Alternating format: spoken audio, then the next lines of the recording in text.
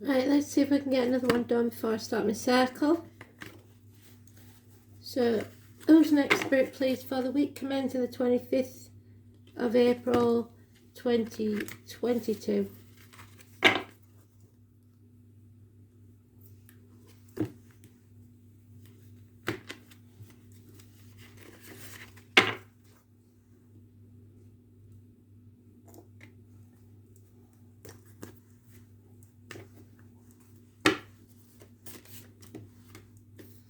Scorpio, upright. So let's see then, shall we?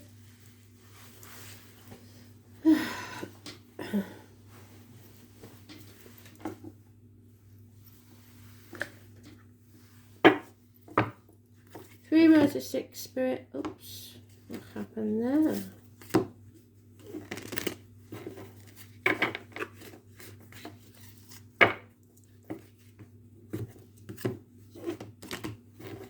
I'm not used to using the vice versa. It's a bad habit to get into.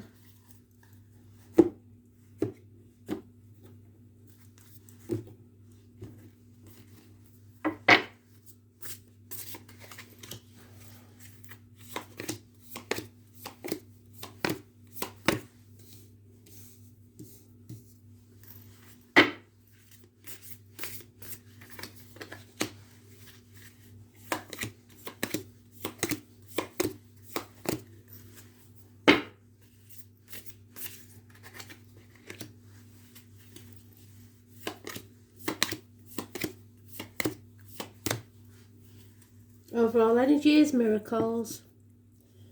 Health issues, healed. Communications with siblings, hands, arms, shoulders. People's thoughts and words, casting spells. Something or someone new entering your life that works with blades, discs, cups or wood. Or someone who wears a lot of hats. There's many things to many people. 1st to the 28th. Massively important positive energy. The situation. In the past, love left the building. And now you're shackled to a toxic situation. Perhaps a Capricorn is involved. Finances, definitely. So whatever it was, you was left holding the baby, so to speak. Being manipulated, being used to some extent. The 15, negative energy. It's toxic and you've got to get out of it. You need rest. So you may have got something toxic in your body. You are being manipulated by it. Addictions to finances or bad habits, a way of life, etc. So, in the home life, there is possibly 3 women, you and 2 daughters, you and 2 siblings, a happy reunion. You're releasing your hold on what you cannot control because you know that nothing can grow in barren lands. You may be arguing with daughters, or you may be the daughter and arguing with the mother, or if you're a chap, it could be the divine feminine in your life. Nothing can grow in barren lands. The arguments with a female, 3rd or the 30th. It's the partial eclipse on the 30th. You have to release what no longer serves you.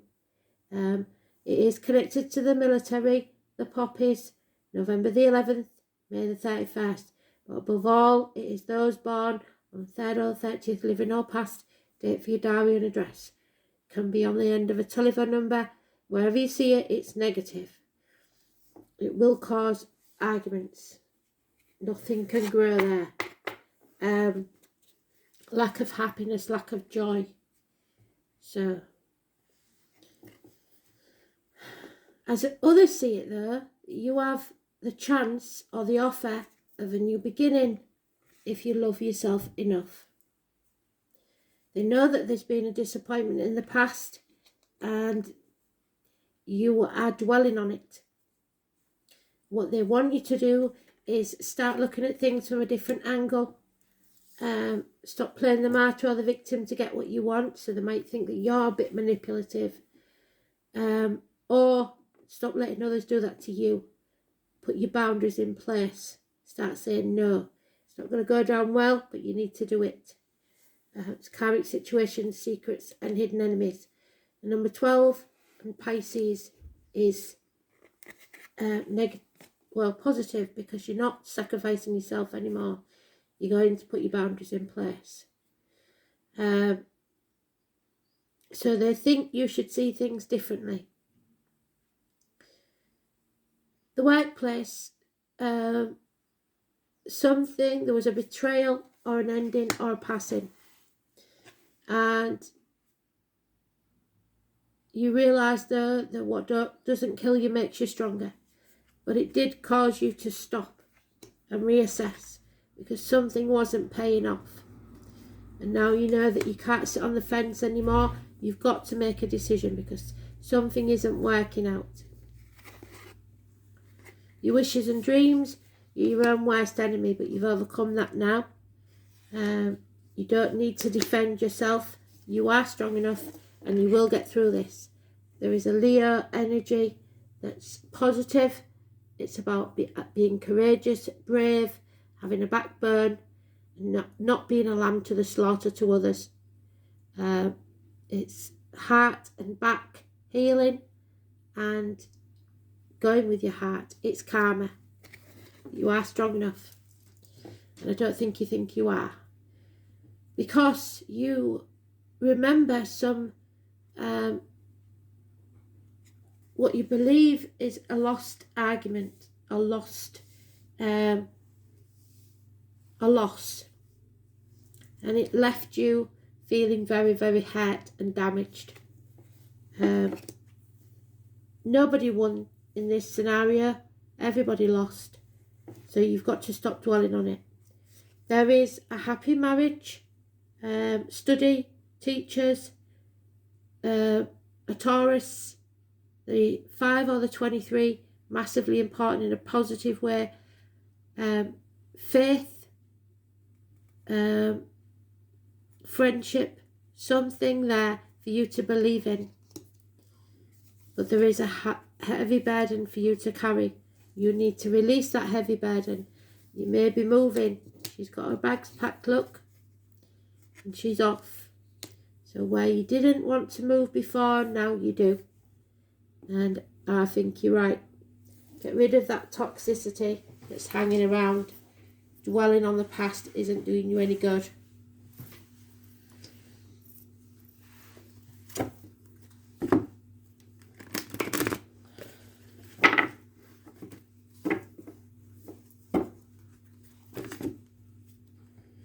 So you're transforming your energy and you're moving on.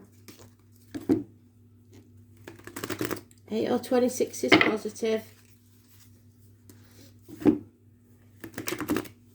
So it looks like from the 26th onwards is good for you. But you've got that eclipse to contend with, and you're going to have to stand up for yourself. Gemini, don't overthink things. The 15 again, it's toxic energy. You're dwelling too much on something, overthinking it. It's not doing you any good. So,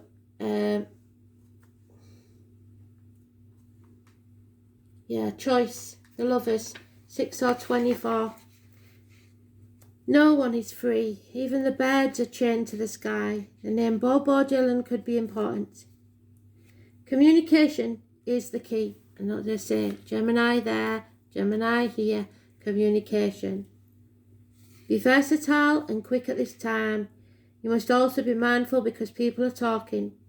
Gemini is a charming sign, full of whimsy and fun, and is ruled by the planet Mercury, named after the Roman god of wit and winged thought. Geminis are chatty and their minds are like quicksilver. Geminis prefer to do things fast, not because they're boisterous, but because they become bored, and anything tedious, not immediately fun. Words are everything to Gemini.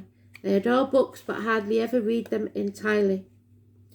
What is most important to a Gemini is the exchange of ideas and communication. However, They like to discuss ideas but tend to be poor listeners. So somebody's not listening. Geminis are fascinated by their own thoughts rather than the ideas of others. As Geminis are curious about everything, they tend to be experts on a number of different topics. They also love stories and gossip. Those intelligent minds should always be fed, whether with gossipy tales or the most erudite or philosophical pursuits. They like both. They usually have a small computer on their person to access social media and play games. This twin sign, so twins and siblings, is one of the smartest in the entire zodiac. However, Geminis tend to be insecure with their views and change their opinions often, and that's what you've got to guard against. Geminis aren't very patient, thus you may not enjoy school that much. They thrive when they're studying something they're truly interested in.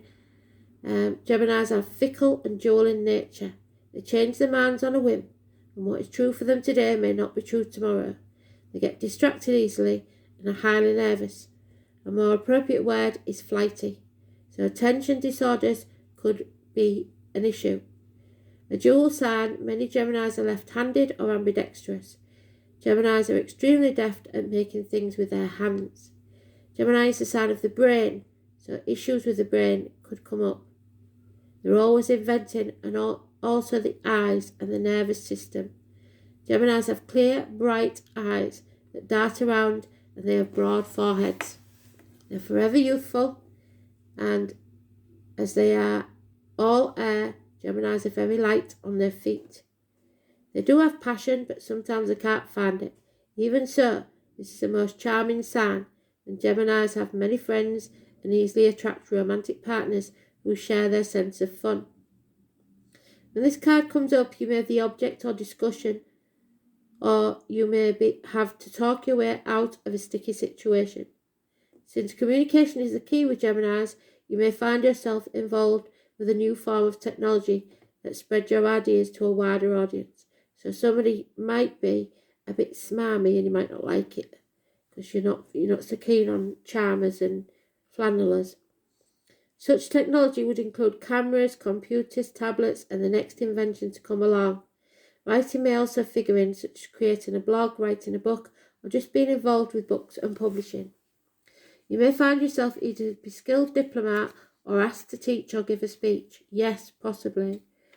At the current time, you may find yourself to be highly strung, nervous or excitable, as is the nature of Gemini, but still able to figure it all out with a probing mind. It may feel as if you're riding a high wind with a lofty energy. Multitasking may be required of you.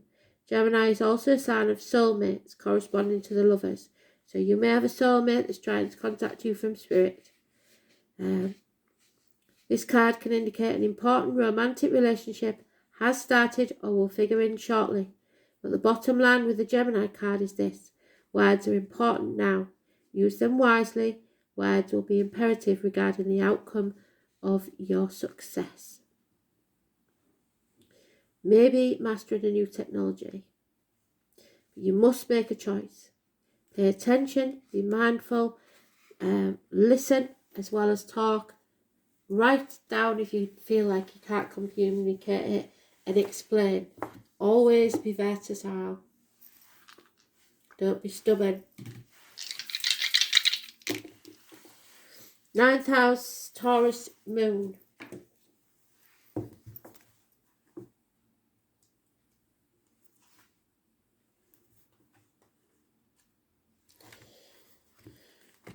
So, emotionally entrenched, faithful, possessive and unimaginative with ingrained habits, what did I say? Bad habits and powerful maternal instincts. The moon in Taurus craves security and abhors change. Well, there's going to be changes and you know that and you don't like change, but you are going to be able to do it. You are strong enough. So stop worrying. Stop overthinking it because that's what you're doing. And then we've got Taurus again. Oh, no, it isn't. Sorry, it's Sagittarius. The hips and thighs. It's about universities, publishing houses, newspapers, foreign shores, higher learning, philosophy, distant horizons, your ethics, your vision, your belief, your religion, long journeys, the in-laws, and foreign affairs. So something is about to happen and it may cause arguments. Don't overthink it. Go with your heart and you'll never be wrong. Don't listen to what other people tell you to do. You can't be manipulated anymore. You've got to get out of that situation. Thanks for listening.